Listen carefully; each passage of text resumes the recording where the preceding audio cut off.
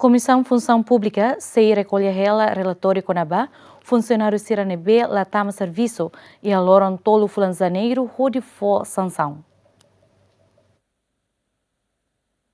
E a Loron Tolo Fulan Janeiro Tinanrihun Roração Lima, funcionamento do serviço de administração pública Balun Lalahones bem, também funcionário no agente administração Sira Barak Maclatama Serviço e a Loroné. Antes, né, presidente da Comissão Função Pública, Agostinho Letêncio de Deus declarou na Cata, função pública se aplica a sanção para funcionário de Belatama Serviço e a Loron Tolo Fulan Janeiro Tinané. Mas bem, comissário Função Pública, assunto disciplinar ateten, to o em Loron, Comissão Função Pública, Simona relatório Russi, Instituição do Estado Balun, com a balista, funcionário de Belatama Serviço e a Fulan Janeiro, né, mas bem se dá o completo.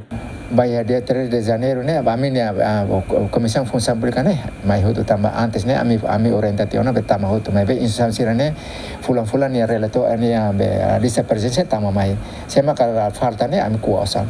ya, né, ami sistema ida iha, para tu lista presença controla hutu ya fatin ida, sekarang ni a Loron Tolo falta, né, automaticamente bakuan salário.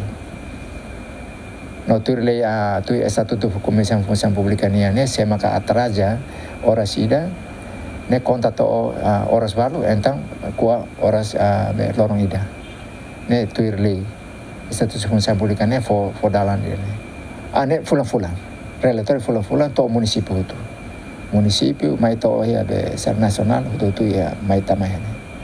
Lei número 5 para Rihun Rua Sia, Comissão Função Pública, e artigo hat nulo recém hat, com a horário serviço nem hateten, funcionário público no agente administrativo Sira tem que halaucanar no cumpre Sira nem dever ter hora serviço, la tama serviço, la justificação, vale no dar falta, no reta na ação disciplinar. Tu dado suci função pública, da dar funcionário público no agente administração Sira, a mutuk Rihun hat nulo recém. José Mendes, bem-vindo a Jimenez, GMN.